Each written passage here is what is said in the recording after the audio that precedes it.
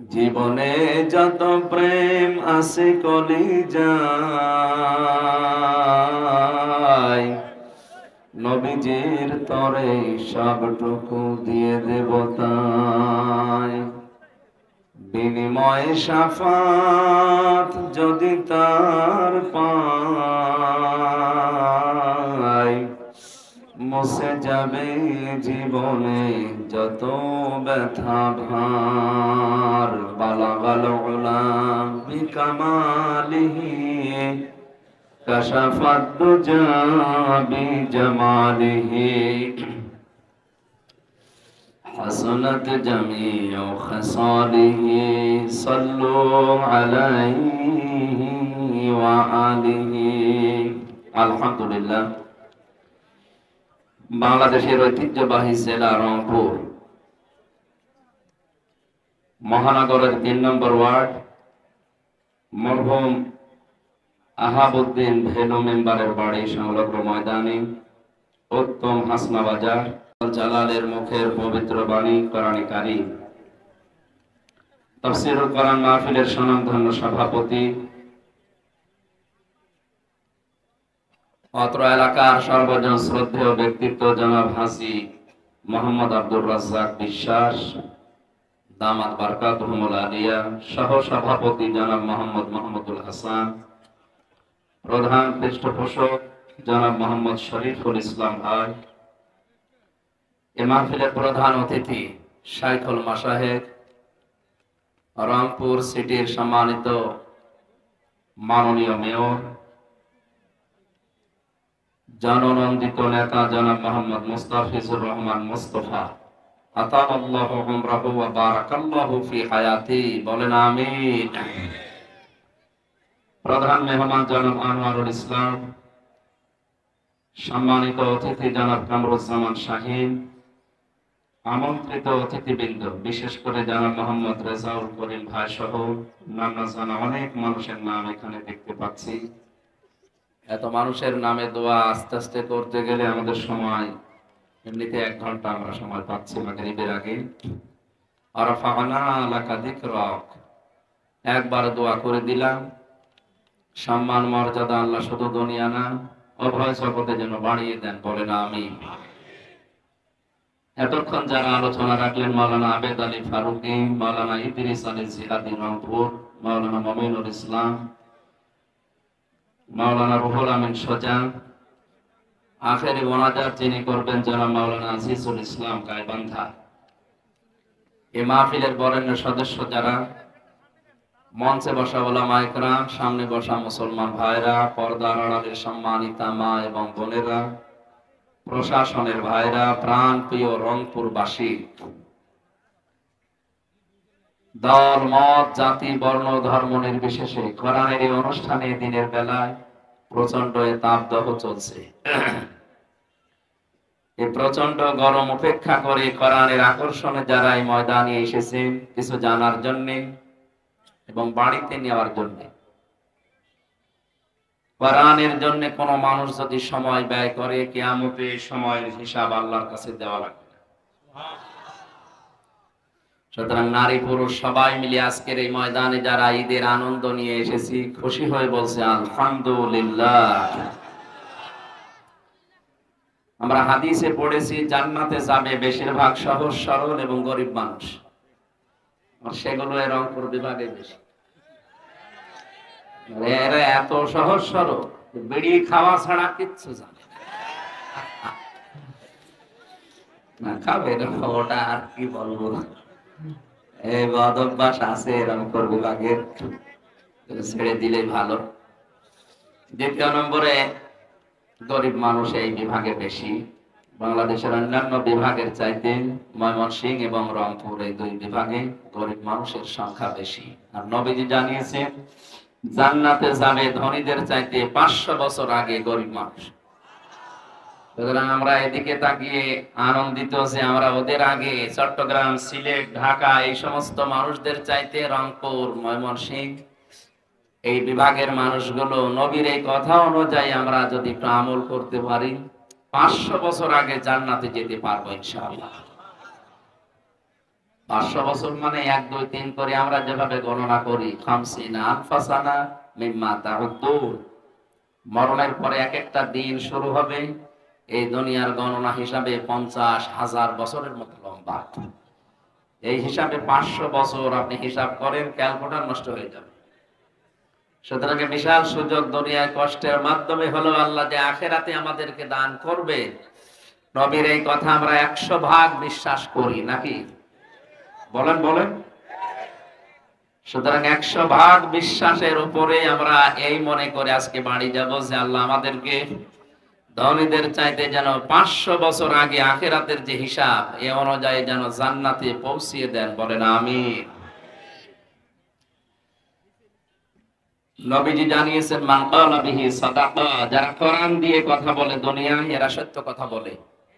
সুতরাং আজকের এই ময়দান থেকে সিদ্ধান্ত নিয়ে বাড়ি যাওয়া লাগবে যে কোরআন ছাড়া অন্য কোন বিষয়ের কথা আমরা শুনতে চাই না, আর বিশ্বাসও করি না।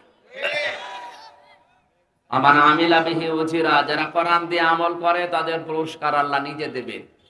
আজকে আমরা কোরআনের 7টা আমলের কথা এখান থেকে শুনে যাব। 500 আমল আছে কোরআনে। কত? আসলে 7টার মতো আলোচনা করব ইনশাআল্লাহ। আল্লাহ যেন পুরস্কার আমাদেরকে নিজের হাতে দান করে।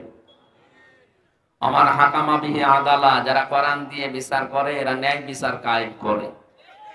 আমান দাআ ইলাইহি হাদা, যে ব্যক্তি কোরআন দিয়ে মানুষকে ডাকে আল্লাহ তাকে হেদায়েতের উপরে রাখে। হেদায়েতের উপরে থাকতে গেলে বড় জুব্বা গায়ে দিয়ে পাগড়ি মাথায় দিয়ে শুধু তাসবিহ হাতে নিয়ে থাকলে হেদায়েতের উপরে থাকা যায় না। হেদায়েতের উপরে থাকতে গেলে কোরআন দিয়ে মানুষকে ডাকা লাগে। কথা বুঝতেছে? আজকে থেকে টার্গেট নেওয়া লাগবে। আমরা ডাকতে হলে কে দিয়ে ডাকবো? পরবর্তী কথাটা আরো মারাত্মক।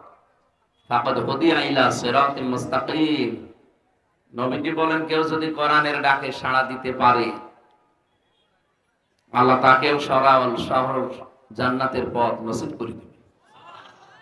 সুতরাং আমি হেদায়েতের উপরে থাকার নিয়তে কোরআন দিয়ে আজকে ডাক দেব, আর আপনি জান্নাতের পথ পাওয়ার জন্য কোরআনের ডাকে সাড়া দেবেন। তাহলে আজকের মাহফিল সাকসেস হবে ইনশাআল্লাহ। বিশ্বনবী জানিয়েছেন মান কারাআল কুরআনা ফাস্তাসহারাহু ফাহাল্লা হালালাহু ওয়া হারামা হারামাহু আদখালাহুল্লাহুল জান্নাহ ওয়া শাফাআহু ফি আশারাতিন মিন আহলি বাইতিহি কুল্লুহুম ক্বাদ ওয়াজাবাত লাহুন নার। তিরমিজির হাদিস। হযরত আবু হুরায়রা রাদিয়াল্লাহু তাআলা আনহু বলেন বিশ্ব নবী নিজে জানিয়েছেন যে ব্যক্তি কোরআন পড়ে কি করে, এটা কিন্তু ক্লাস চলছে, 1 ঘন্টার একটা ক্লাস হবে এখানে, কোরআনের ক্লাস। কিসের ক্লাস? ছাত্রের মতো জবাব দেবে, অন্তত যেন উপর ক্লাসে ওঠা যায়। আমরা এমন ছাত্র এখানে হব না যে ছিলাম 5-এ এমন পরীক্ষা দিয়েছি নামিয়ে দিয়েছে 2। এরকম অনেক ছাত্র আছে। এক ছাত্র এসে কাঁদছিল বাবার কাছে। বাবা বলছে কি কাঁদো কেন? এই ছেলে ডিস্টার্ব করো কেন?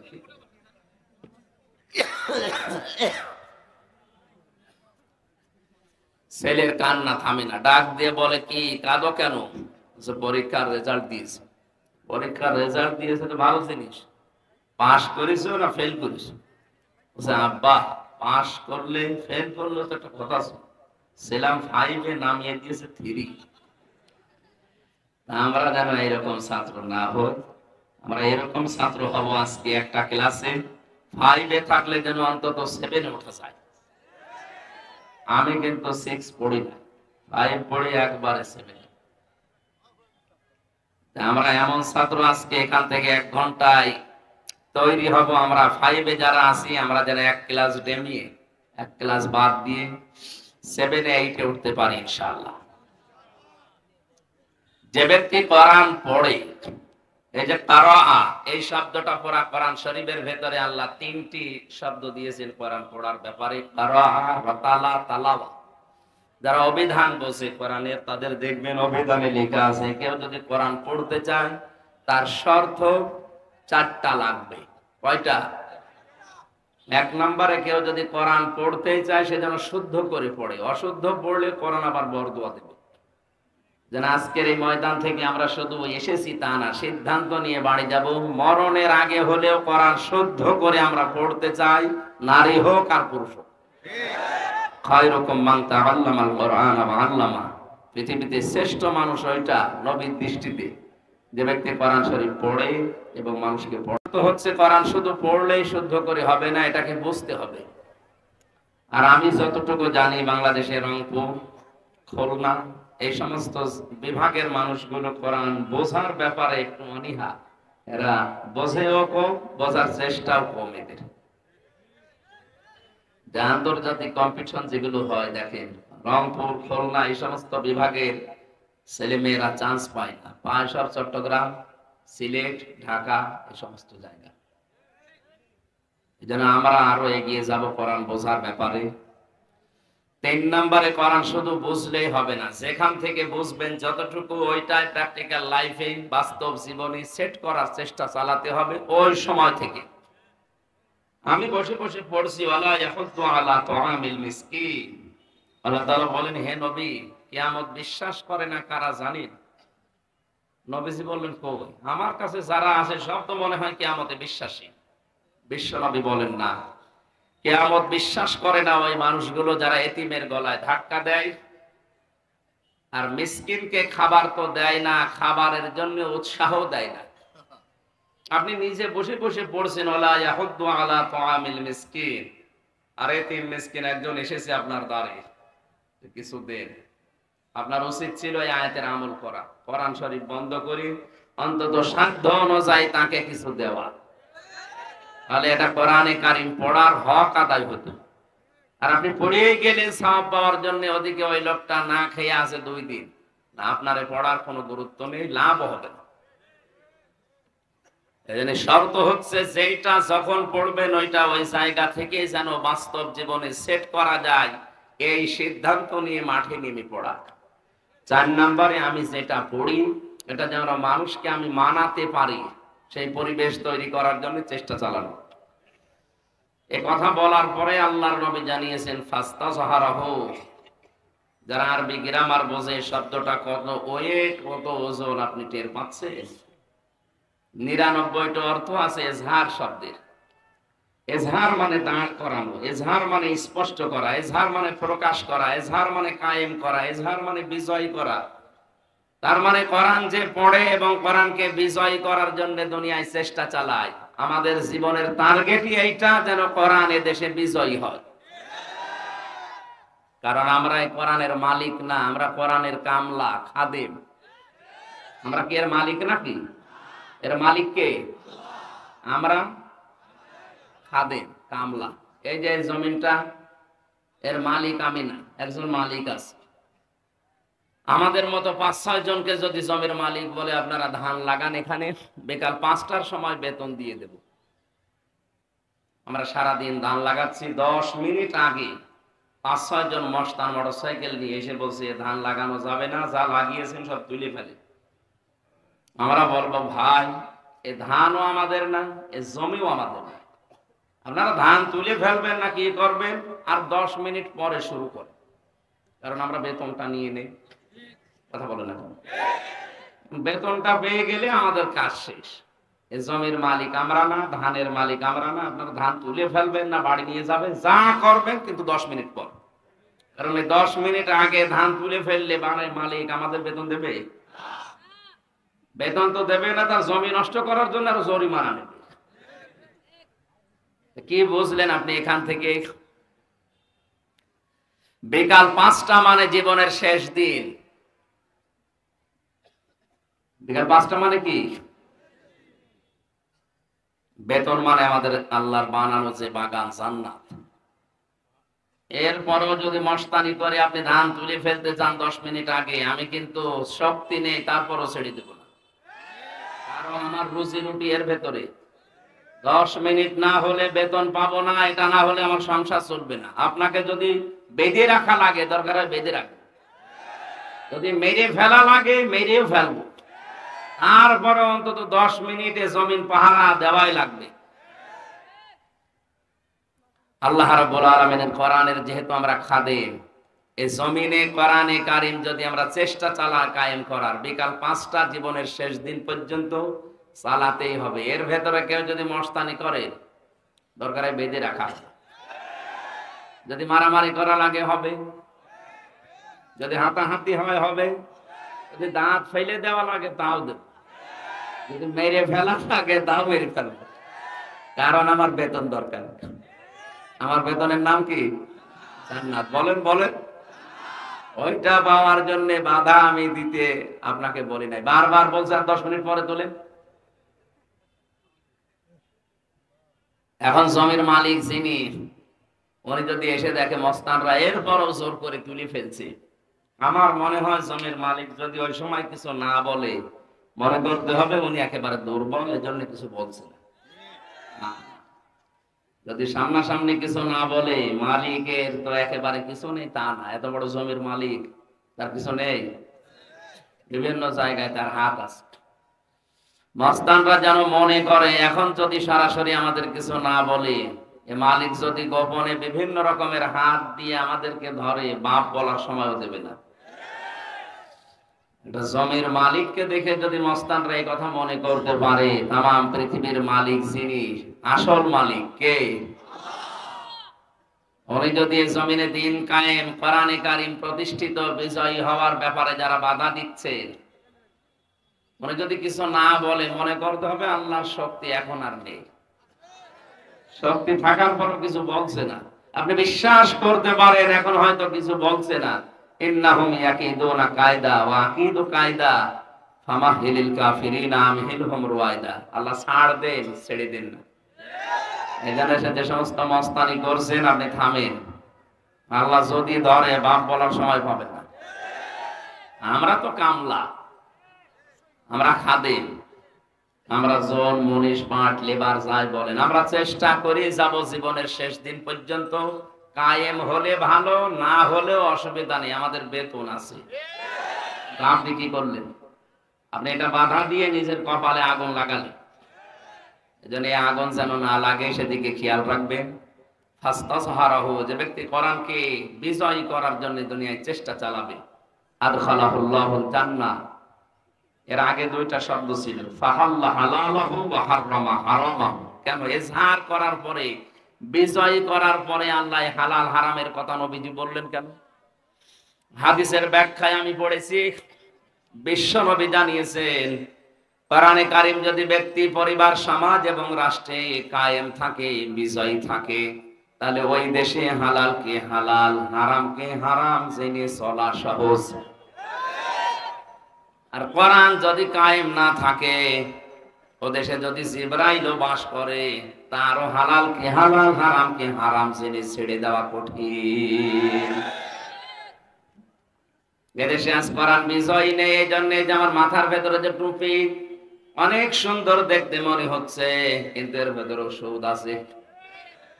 এখন যদি বলেন হুজুর কি বললেন, সুদের টুপি মাথায় দিয়ে ওয়াজ করছে, কারণ হয়তো আমি 200 টাকা দিয়ে এই টুপিটা কিনেছি, টাকা আমার জায়েজ, টাকা হালাল। এই টুপিটা যে মার্কেটে, যে ফ্যাক্টরিতে তৈরি হয়েছে, ওই ফ্যাক্টরির মালিক লোন নিয়ে ফ্যাক্টরিটা দিয়েছে, কথা বলছে না। তাহলে ডাইরেক্ট ইনডাইরেক্ট এদেশে যতদিন যাকাত ভিত্তিক অর্থনীতি কায়েম না হবে, ফেরেশতা জিবরাইল দেশে যদি বাস করে, এদেশে সেও সুদখোর। এজন্য যাকাত ভিত্তিক অর্থনীতি কায়েম যতদিন না হয়, এটা কোরআনের নির্দেশ না? নামাজের কথা 82 বার, যাকাতের কথা ফাকিমুস সালাতা ওয়া আতাবুজ যাকাত, নামাজ কায়েম করো, যাকাত প্রদান করো। এজন্য আমাদের দেশে যারা দায়িত্বে আছে, আমাদের প্রধানমন্ত্রী শেখ হাসিনা সহ যারাই দায়িত্বে আছেন, অর্থনৈতিক যে বিষয়, এটা ইবাদত আমরা অনেকে মনেই করি না। এটা একটা ইবাদত, অনেকে মনে করি না। অথচ হালাল রুজি না হলে আপনার ইবাদতও কবুল হবে না। বলেন, যাকাত ভিত্তিক অর্থনীতি কায়েম হয়ে গেলে বাইরের দেশে আমাদের এভাবে আর হাত পাতা লাগবে না। বিভিন্ন ব্যাংকে যে টাকাগুলো পড়ে আছে, এই টাকাগুলো যদি সরকার কালেক্ট করে যাকাতের মাধ্যমে, এককালীন দানের মাধ্যমে, এদেশে 3 বছর পরে যাকাত নেওয়ার জন্য মাইকে ঘোষণা দেওয়া মানুষ পাওয়া যাবে। এটা জরিপ এসেছে, আমি বানিয়ে বলছি না। এটা কোরআন যদি আমরা ইজহার করার, প্রতিষ্ঠিত করার, কায়েম করার চেষ্টা চালাই, এদেশে হালালকে হালাল জেনে মেনে নেওয়া সহজ হবে, আর হারামকে হারাম জেনে মেনে নেওয়া সহজ হবে। আদখালাহুল্লাহুল জান্নাহ, আল্লাহর নবী বলেন তখন তাকে আল্লাহ জান্নাতে প্রবেশ করিয়ে দিয়েছে, না দেবে? না না, আদখালা এটা মাঝের সিগা, তার মানে সে জান্নাতে চলে গেছে। সুবহানাল্লাহ বলেন না, দাঁড়ান আগে। এখানে কথা ছিল আদখালাহুল্লাহুল জান্নাহ, আল্লাহ তাকে জান্নাতে দিয়েছে না দেবে? মানুষ তো এখন আমরা মারা যায়নি, জান্নাতে দিল কি করি? হাদিসের টিকায় পড়েছি, কোন মানুষ যদি সত্যিই কোরআনে কারিমকে কায়েম অবস্থায় পায়, বিজয়ী অবস্থায় পায়, প্রতিষ্ঠিত অবস্থায় পায়, তাহলে ওই দেশে এমন একটা পরিবেশ কায়েম হবে যেন মিনি জান্নাত হয়ে যাবে। ওই দেশে বসবাস করা আর জান্নাতে বসবাস করা একই মনে হবে। আর কথার ওজন টের পাচ্ছেন? আশাফাহু ফি আশারাতিন মিন আহলি বাইতিহি কুল্লুহুম ক্বাদ ওয়াজাবাত লাহুন নার, তাকে সুপারিশ করার জন্য যোগ্যতা তাকে আল্লাহ দান করবেন এমন 10 জনের ব্যাপারে তার পরিবারস্থ লোকদের, যাদের জন্য জাহান্নামের সিদ্ধান্ত হয়ে গিয়েছিল, শুধুমাত্র কোরআনের ইজ্জতে মহান আল্লাহ তার সুপারিশ গ্রহণ করে তাদের জান্নাতে ঢুকিয়ে দেবেন। এই কোরআন পড়ার জন্য, শোনার জন্য, বোঝার জন্য, মানার জন্য আমরা এসেছি। সেখান থেকে 6666টি আয়াতের মাত্র কয়েকটা আয়াত আমরা পড়েছি সূরা মাআরিজ থেকে। তাফসীরুল কোরআন মাহফিল লেখা আছে, তাফসীর আকারে আমরা কথা বলবো ইনশাআল্লাহ। আমার আজকের আলোচনার বিষয় হচ্ছে মুক্তিপণ।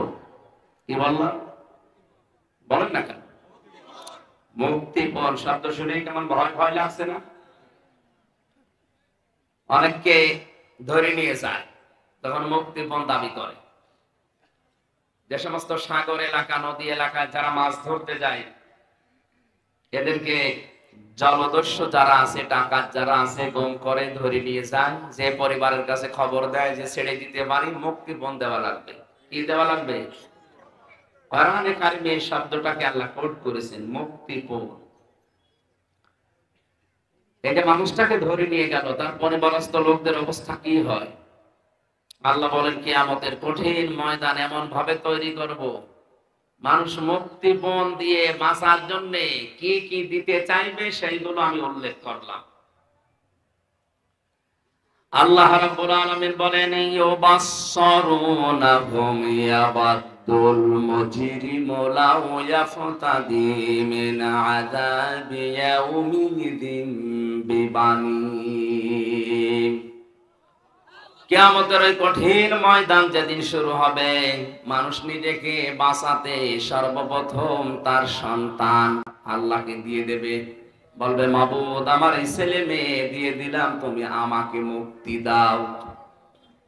আয়াতটা পড়ার পরে আমি সিদ্ধান্ত নিয়েছিলাম, আল্লাহ এই কথা কেমন ভাবে বলল? মুক্তিপণ হিসাবে সন্তানের নাম প্রথম কেন দিলেন? আমার 2টা মেয়ে আছে, একটা 10 বছর, একটা 4 বছর।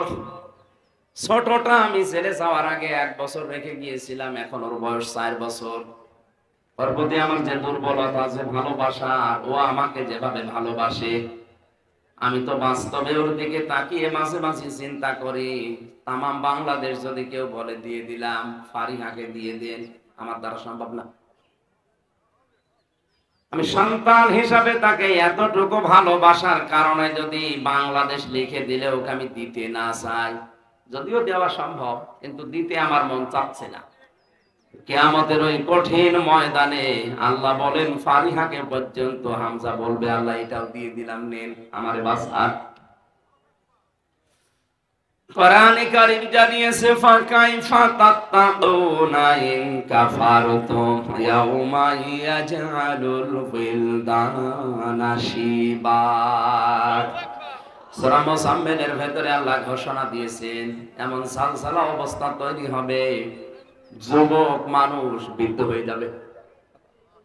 মেয়র সাহেবের দাড়ি এমনিতে বাতাসে পেকে গেছে, এখন বলে না কেন?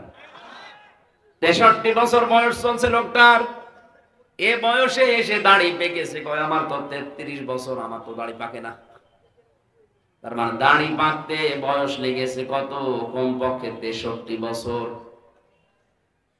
আমি একটা যুবক মানুষ, আল্লাহ বলেন কিয়ামতে এমন কঠিন জালজালা অবস্থা পয়দা করব, হামজার মতো 33 বছরের যুবক মোস্তফা সাহেবের মতো 63 বছরের বুড়ো হয়ে যাবে। আমি কথাগুলো খুব নরমাল বলছি তা না, একটু ভাবেন তো হৃদয় দিয়ে কি অবস্থা আল্লাহ বানাবেন। আল্লাহ পাক বলেন সন্তান হওয়ার জন্য মেয়েদের লজ্জা স্থান লাগে, কিয়ামতের কঠিন ময়দানে লজ্জা স্থান লাগবে না, পেট ফেটে বের হয়ে যাবে।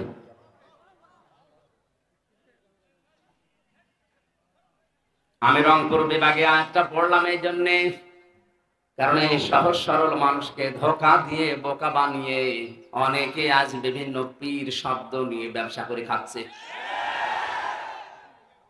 কোরআনে কারীম জানিয়েছে ইয়াউমা ইয়াফিরুল মারউ মিন আখিহি ওয়া উম্মিহি ওয়া আবিহি ওয়া সাহিবাতিহি ওয়া বানিহি। কিয়ামতে সর্বপ্রথম মানুষের এই বিপদের মুহূর্তে তার কাছ থেকে পালিয়ে যাবে তার আপন ভাই। কে?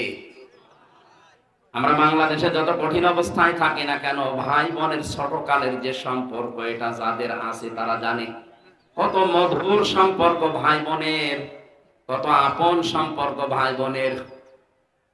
যদিও ছোটবেলায় এক অন্যের সাথে মারামারি গন্ডগোল ঝগড়া করে, বিয়ের সময় যদি বোন বিয়ে হয়ে যায়, ভাই এত শক্ত থাকার পর কেটে ফেলে।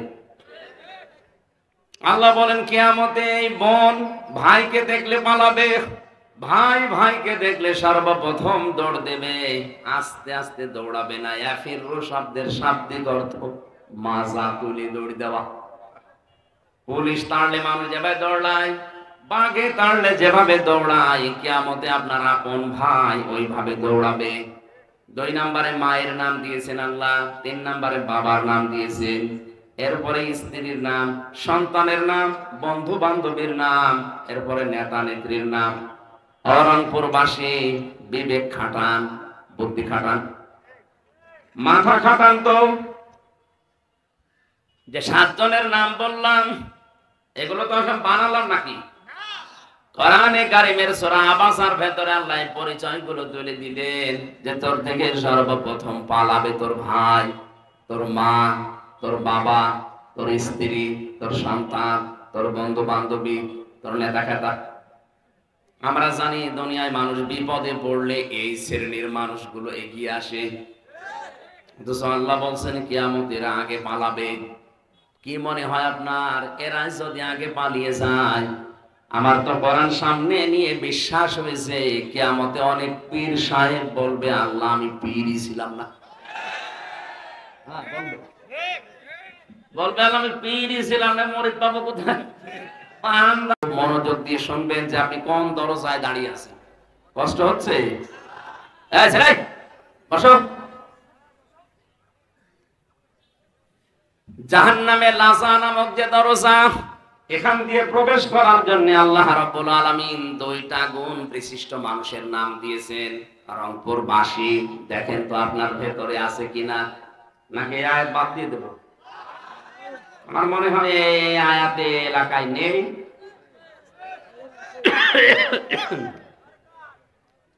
আল্লাহ পাক বলেন যেখানে গেলে চামড়া আগেই খসে পড়ে যাবে, এখানে যাবে কারা জানো? তাদউ মান আদবারা ওয়া তাওয়াল্লা। জাহান্নামে লাযা নামক যে দরজা, এটা তাদেরকে ডাকবে যে মানুষগুলো সত্যকে সত্য জানার পরও অহংকার করে মুখ ফিরিয়ে চলে যেত। আর বাংলাদেশে এই প্রকার মানুষ এখন বেশি। সত্যকে সত্য জানার পরও অহংকার করে ঘাড় ঘুরিয়ে চলে যায়। এ স্বভাব নেই মানুষের। হযরত ইব্রাহিম নবী আলাইহিস সালাম আল্লাহকে পাওয়ার জন্য তিনি বহু কিছু খোঁজ করেছিলেন। কোরআনে আমার আল্লাহ তার ঈমানের যে 50টা পরীক্ষার কথা দিয়েছেন, তার 10টা মেন আমি পুরা কোরআনে পেয়েছি। তাকে আমার আল্লাহ পরীক্ষা করেছিলেন তারকা দিয়ে, চন্দ্র দিয়ে, সূর্য দিয়ে, বিভিন্ন জিনিস দেখতেন আর বলতেন এইটাই আমার প্রভু মালিক, এইটাই আমার খোদা হবে। তখন যখন সব ডুবে অস্তমিত হয়ে যায় তিনি বললেন না, ইন্নী ওয়াজ্জাহতু ওয়াজহিয়া লিল্লাযী ফাতারাস সামাওয়াতি ওয়াল আরদা হানিফা ওয়া মা আনা মিনাল মুশরিকিন। হে আমার জাতির লোকেরা, এতদিন পর্যন্ত যাদেরকে আমি খোদা মনে করতাম একটাও আমার কাছে খোদার দাবিদার না, সবগুলো অস্তমিত হয়ে যায়, ডুবে যায়, নষ্ট হয়ে যায়। যারা শেষ হয়ে যায় এদেরকে আমি মানতে পারি না। আমি মুখ ফিরিয়ে নিলাম এই সূর্য চন্দ্র তারকা সবার থেকে, তোমরা যাদেরকে শরীক করো সব থেকে আমি মুখ ফিরিয়ে নিলাম ওই আল্লাহর দিকে, যিনি আসমান আর জমিন যথাযথভাবে বানিয়েছে। আমি হানিফা, একনিষ্ঠ ভাবে মুখ ঘোরালাম। ওমান মিনাল মুশরিকিন, আমি কিন্তু মুশরিক না, শিরিক করি না। ইব্রাহিম নবী আলাইহিস সালাম আল্লাহকে খুঁজে পেয়ে চেষ্টা করেছিলেন পাওয়ার জন্য, আর আমাদের চোখে আঙ্গুল দিয়ে সত্যকে দেখিয়ে দিল, আমরা মানতে চাই না। এইজন্য তাদউ মান আদবারা ওয়া তাওয়াল্লা, জাহান্নামে লাসারে দরজা তাদেরকে ডাকবে যারা সরিয়ে দেয়। এরপরও আপনি মানতে চান না, আপনার অহংকার বৃদ্ধি আরো বাড়ে। মনে হচ্ছে যে এক নাম্বারটা পাওয়া যাচ্ছে, কথা বলে না কেন? 2 নাম্বার কি? যারা মাল সম্পদ জমা করে আর সংরক্ষণ করার জন্য চেষ্টা চালিয়ে যায়। রংপুরবাসী, পৃথিবীর কোন সম্পদ স্থায়ী না। আপনি এখনই চোখ বন্ধ করেন, এমনি মিথ্যায় চোখ বন্ধ করে আপনি দেখেন সব কেমন যেন আপনার পর হয়ে যাচ্ছে। আর আপনি মাল সম্পদ বৈধ অবৈধ নিয়ে কোন রাস্তা দিয়ে আসে তাও দেখা দেখি নিয়ে আপনি জমা করতে আসেন, বা সব সময় এটা কি করে সংরক্ষণ করা যায় চেষ্টা করে যাচ্ছেন। এই গুণ যাদের ভেতরে এই পৃথিবীতে আছে তাদেরকে লাজা নামক দরজা ডাকবে, আসো তোমাকে সাইজ করছি। ভেতরে ঢুকিয়ে নিয়ে আগে চামড়া খসিয়ে ফেলবে। বলেন নাউজুবিল্লাহ। গুণ পেলাম কয়টা? বাংলাদেশে দ্বিতীয় গুণের মানুষ আমরা এখন অহরহ দেখতে পাচ্ছি। বৈধ নেই অবৈধ নেই, খালি জমা করে আর সংরক্ষণ কি করে করা যায়। যারা অবৈধভাবে ইনকাম করছেন 2টা ক্ষতি হবে তাদের। 1 নম্বরে ওই সম্পদ আপনাকে আল্লাহ ভোগ করতে দেবে না। এটা তো আমি বানালাম নাকি?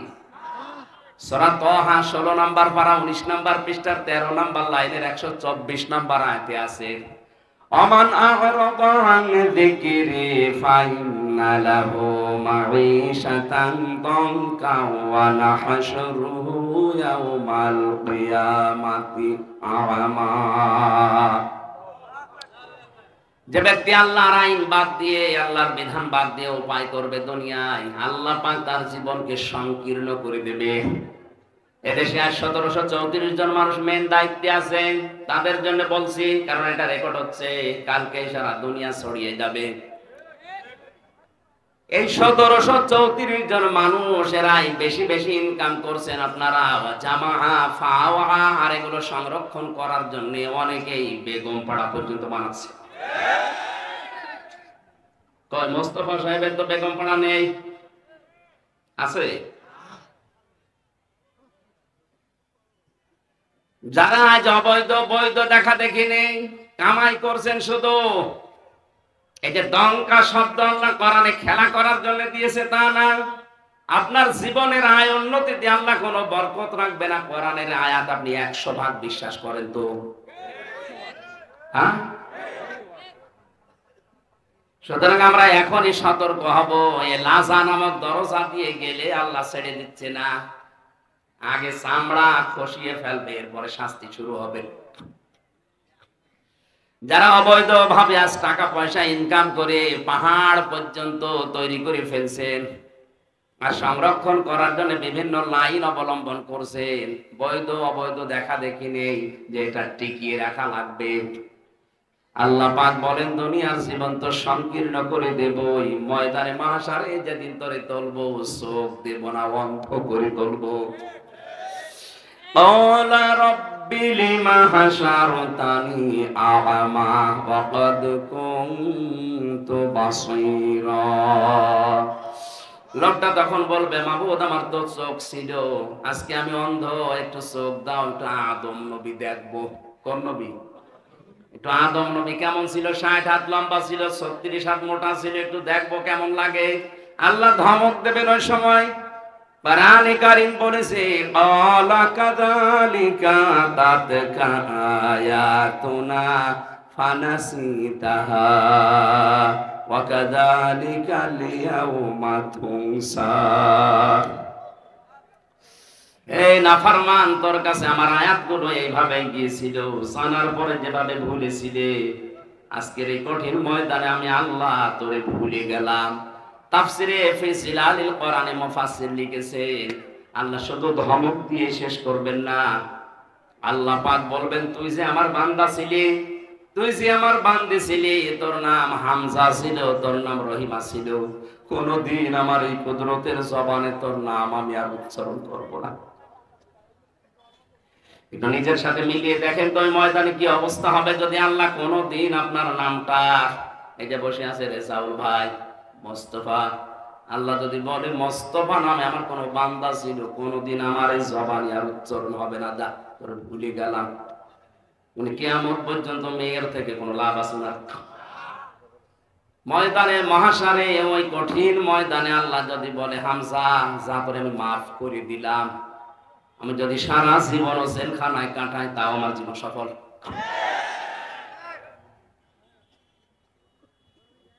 এখানে সম্পদ আদি যারা জমা করছেন, প্রথম ক্ষতি তাফসিরের ভাষায় 1 নম্বরে আপনি ওগুলো ভোগ করতে পারবেন না, ভোগ করার আগে আপনার মরণ হবে। 2 নম্বরে আপনি যখন মারা যাবেন ঈমান পাবেন না, আর ওই সম্পদগুলো আপনার ছেলে মেয়ে বউ আপনার দলের লোক ওগুলো আরো অবৈধ কাজে ব্যয় করবে, আর ফ্ল্যাক্সি লোড হয়ে বিকাশ হয়ে আপনার কবরে যাবে।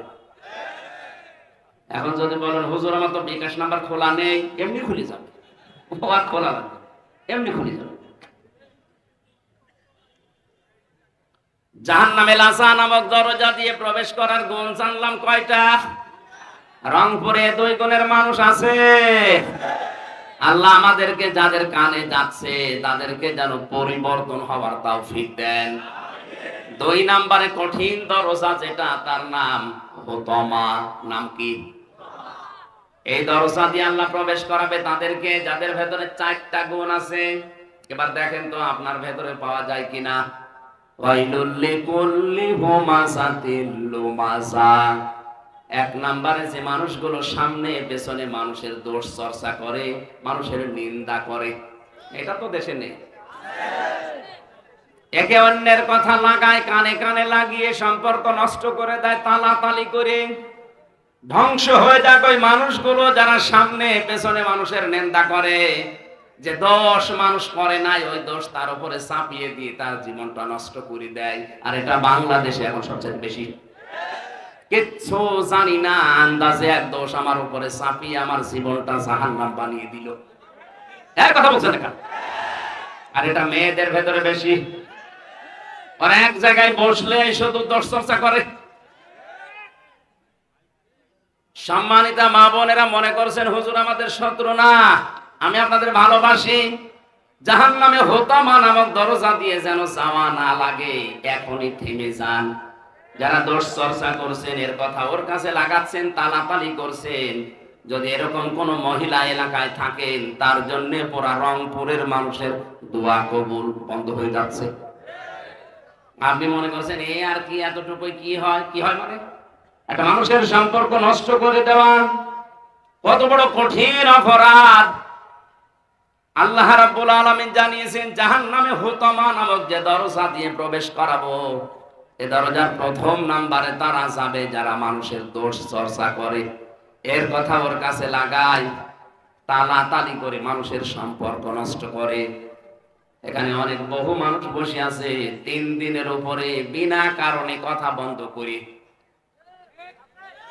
অথচ দুনিয়াবি কোনো বিষয়ে যদি কেউ 3 দিনের উপরে কথা বন্ধ করে মারা যায়, ওই ঈমান পায় না, বেঈমান হয়ে মরে। 3 দিন না, 3 বছর কথা বলেন, এরকম মানুষ নেই? অথচ বড় কোনো বিষয় না, মুরগিতে ধান খেয়েছে এই কারণে কথা বলে না।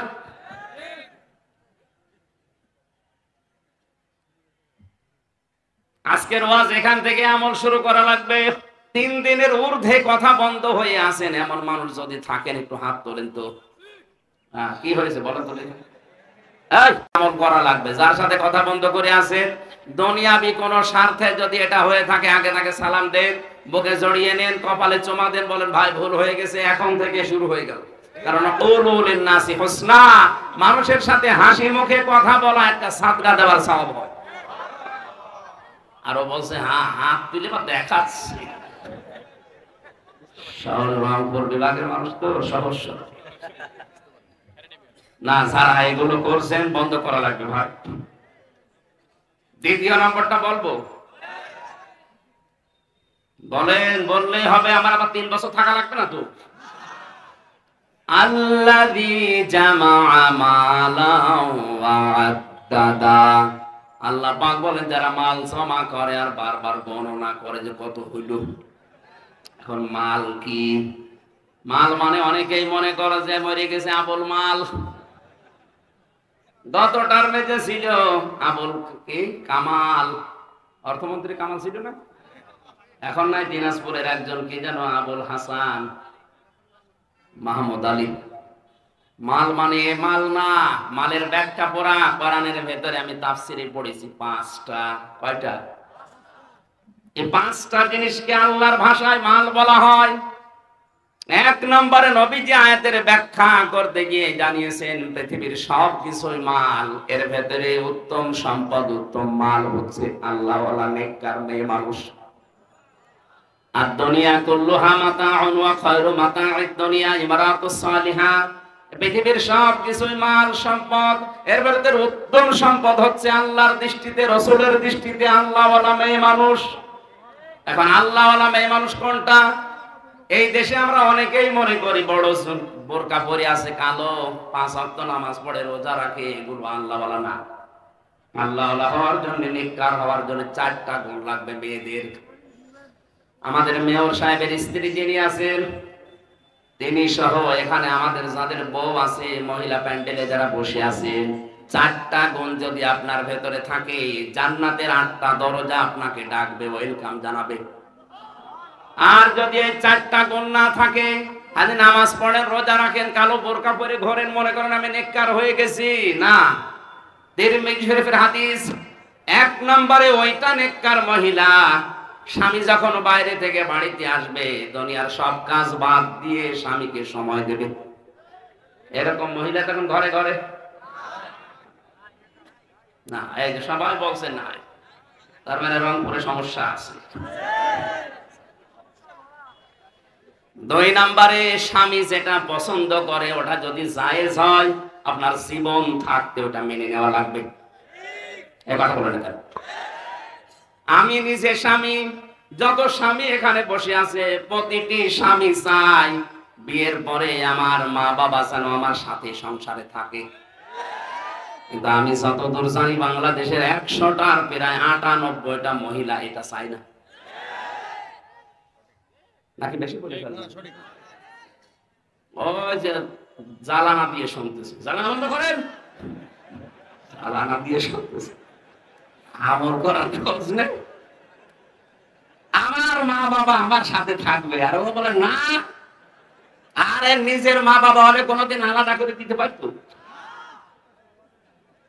আজ থানার ওসি, এই যে উপজেলা চেয়ারম্যান, ইউনিয়নের চেয়ারম্যান, মেয়র, এসব বিচার করতে করতে জীবন শেষ হয়ে গেল।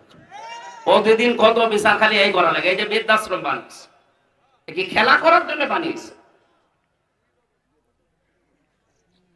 কিছুদিন আগে একটা ভিডিও ঘুরছিল, 6টা ছেলে মেয়ে, লোকটার বউ মারা গেছে অনেক আগে, লোকটার বয়স 95 বছরের উপরে, 6টা ছেলে মেয়ে, সব হায়ার এডুকেটেড, সব অনার্স মাস্টার্স করা, 4টা ছেলে 2টা মেয়ে, সব ভাই বোন মিলে জায়গা জমিগুলো নিজেদের নামে লিখে নিয়ে শেষ পর্যন্ত লোকটাকে রাস্তায় ছেড়ে দিয়েছে।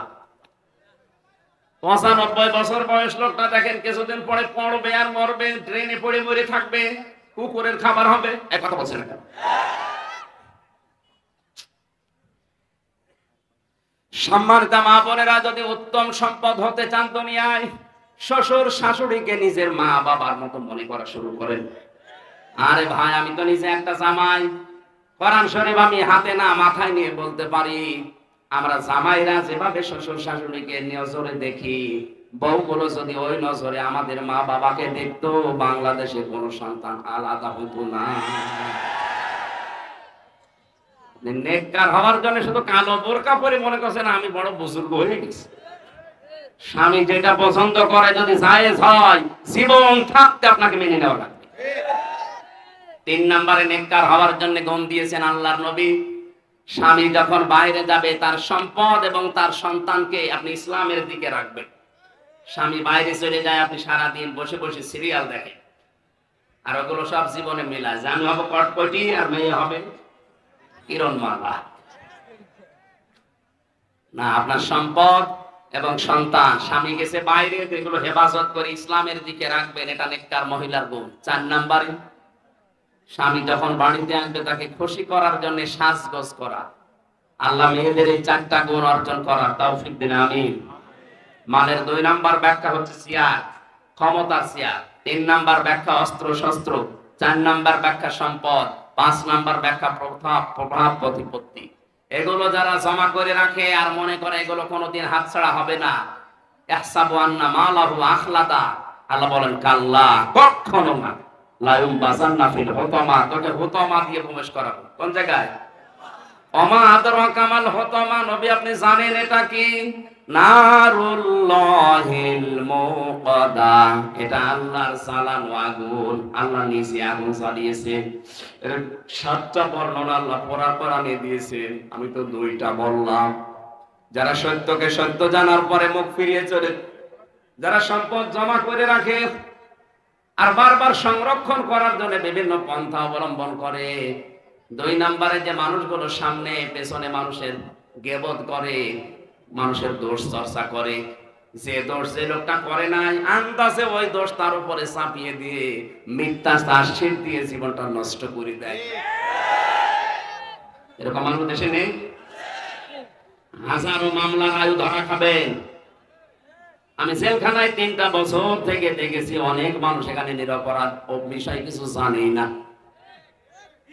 হয়তো এর সাথে আমার জমি জায়গা নিয়ে গন্ডগোল আছে, পারছি না, শেষে আমার 3 বছরের ছোট্ট একটা মেয়ে দিয়ে ওর নামে ধর্ষণ মামলা চালিয়ে 10 বছর জেলে রেখে দিলাম। আমি বড় মানুষকে এরকম দেখেছি, কিচ্ছু জানে না, ধর্ষণ মামলা 10 বছর জেল কাটছে। আর 3 বছরের মেয়ে ধর্ষণ করার মামলা দিয়েছে, পেরে ওঠে না, তখন ওই মেয়ে দিয়ে মামলা দেয়। যারা আয়ু আছেন মামলার, খুব হিসাব করে জীবন চালান। নামাজ রোজা আপনাকে জান্নাত নিয়ে যাবে মনে করছে, মানুষের যদি অভিশাপ লাগে। এজন্য আমাদের সাবধান হওয়া দরকার। আমার মনে হয় কয়েক মিনিট আছে মাগরিবের আযান হওয়ার। 1 ঘন্টা সময় দিয়েছিলেন, এখন 1 ঘন্টা 5 মিনিট হয়ে গেল।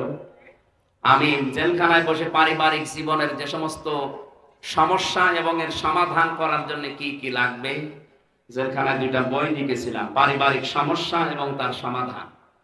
পরকীয়া প্রেম চলছে, এটা মেটানোর জন্য কি কি দরকার কোরআন হাদিসে ওই যে সাদা গাড়িতে আছে, যাওয়ার সময় নিয়ে স্ত্রীকে, মেয়েকে, বউকে, বোনকে উপহার দেবেন। আর যারা মেয়েরা আছেন ওইগুলো নিয়ে আপনার স্বামীকে দিয়ে পড়াবেন। 2টা বই আছে, 2 রকম নিয়ে যাবেন। আমার পক্ষ থেকে মাননীয় মেয়রকে উপহার দেবেন একটা, ওনার ম্যাডামকে দেওয়ার দেবেন। ওনার ম্যাডাম যদিও আর ওই সমস্ত লাইনে যাবে না, তারপরও পড়ে দেখুন। আমার মনে হয় ভেতরে ঘেমে একেবারে শোক চলছে। আগামীতে আমি আসি, রাতের বেলা মাহফিল নেবেন, দিনের বেলা আসলে হয় না। দিনের বেলা হয় না। আমার রাতে যে সিরাজ ভাইয়ের এখানে মাহফিল আছে রাজারহাটে, আমি রাত 9টায় উঠবো ওখানে। আজকে সময় পেলে যদি যান আবার আমার সাথে চলে আসবেন। আগামীতে আসলে বিভিন্ন জায়গায় আছে, এই যে মাওলানা ইদ্রিস আলী জিহাদি ভাইয়ের ওখানে মাহফিল আছে একটা, কি বাজার কেন